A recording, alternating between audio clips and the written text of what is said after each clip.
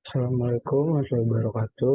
Perkenalkan nama saya Nabil, NIM 4111808060. Pada kesempatan kali ini, saya akan mempresentasikan tugas 13 dengan matkul metode perbaikan tanah yang berjudul stabilisasi tanah dengan perkuatan biotekstil. Yang pertama, dalam dunia geoteknik, geotekstil adalah salah satu material yang paling banyak digunakan, di mana letak geografis Indonesia sebagian besar kondisi tanahnya adalah tanah lunak. Material geotekstil ini sangat membantu dalam perkuatan tanah dengan biaya yang relatif murah dibandingkan dengan metode perkuatan tanah lainnya. Selain itu, dari segi memiliki daya tahan yang baik sehingga tanah tidak mudah ambles. Geotekstil sendiri dibagi dalam dua jenis kategori. Yang pertama adalah woven geotekstil, yaitu geotekstil dengan cara pembuatannya menggunakan mesin penenun geotekstil. Pembuatannya merupakan gabungan dua set benang-benang paralel yang dijalin secara sistematis untuk dapat membentuk suatu struktur sebidang.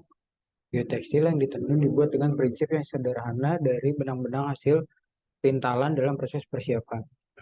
Yang kedua ada non-woven geotekstil, yaitu geotekstil yang cara pembuatannya dengan cara penjaruman atau merekatkan serat-serat pembentuknya. Sering juga disebut sebagai dengan istilah filter fabrik. Bentuknya sendiri sama seperti woven geotekstil, yaitu berupa lembaran, namun tidak dengan cara dianyam, melainkan dengan cara needle punch dan dipanaskan. Geotekstil dibentuk oleh unsur-unsur buatan manusia yang kemudian diproses seperti pada pembuatan tekstil. Bahan dan komponen dasar geotekstil berupa polimer sintesis, yaitu polypropylene, polyester, polystyrene, polyamide, dan nilon. Bahan-bahan buatan manusia ini sangat tahan terhadap pengaruh lingkungan biologis dan degradasi kimia yang biasa terjadi di dalam alam. Fungsi geotekstil ada 5. Yang pertama sebagai lapisan pemisah atau separation. Yang kedua sebagai lapisan penyaring atau filtration. Yang ketiga sebagai penyaluran air atau drainage. Yang keempat sebagai perkuatan tanah atau reinforcement. Yang terakhir sebagai pelindung air atau moisture barrier. Keuntungan penggunaan geotekstil. Yang pertama, keuntungan dari aspek teknis. Geotekstil terbuat dari bahan sintesis yang tahan terhadap air, bahan-bahan kimia tanah, bakteri pembusukan, maupun smart ultraviolet. Mempunyai kekuatan tarik, kekuatan coblos, kekuatan robek yang bermacam-macam sehingga mudah disesuaikan dengan permasalahan yang ada. Yang kedua, keuntungan dari aspek pekerjaan, geotekstil dikemas dalam bentuk roll dan siap digelar pada lokasi proyek tanpa harus melakukan penggalian terlebih dahulu dan dapat memanfaatkan tanah setempat yang ada. Tidak diperlukan berkaitan yang macam-macam dan tidak memerlukan tenaga kerja serta peralatan kerja yang banyak. Yang ketiga, keuntungan dari aspek waktu, geotekstil siap diaplikasikan sesuai dengan permasalahan yang ada tanpa perlu persiapan bermacam-macam.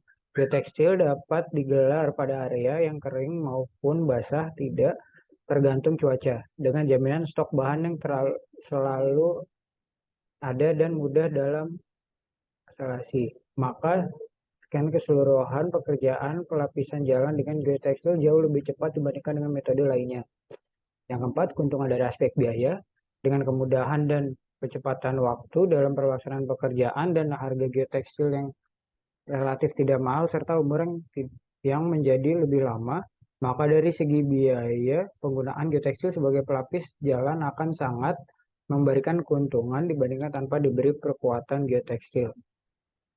Dalam tugas akhir yang disusun oleh Didit Aditya Miel dan Popo Jatmiko dengan judul Pemakaian Geotekstil sebagai Perkuatan Tanah Lunak pada Badan Jalan memiliki kesimpulan sebagai berikut. Yang pertama, dengan menggunakan geotekstil dapat memperkecil tebal lapisan fondasi bawah dan memperkecil tebal tanah timbunan. Yang kedua, pada rencana pembelaran jalan dengan timbunan tanah yang tidak tinggi, maka geotekstil hanya berfungsi sebagai separator untuk mencegah pencampuran tanah dasar asli atau tanah yang jelek dengan tanah timbunan. Yang ketiga, penggunaan geotekstil berat 150 gram per meter persegi dengan kuat tarik 26,20 kN per meter pada proyek Jalan Lambongan sampai Gresik memenuhi persyaratan untuk fungsinya sebagai separator sekaligus sebagai perkuatan lereng atau reinforcement. Yang keempat, panjang geotekstil yang digelar untuk pelebaran jalan berdasarkan hitungan adalah 4 meter. Yang kelima, lebar tanah timbunan yang berfungsi sebagai pengikat geotekstil adalah 1,25 meter dan tinggi 1 meter. Ikut adalah daftar pustakanya. Sekian presentasi dari saya, kurang lebihnya mohon maaf. Wassalamualaikum warahmatullahi wabarakatuh.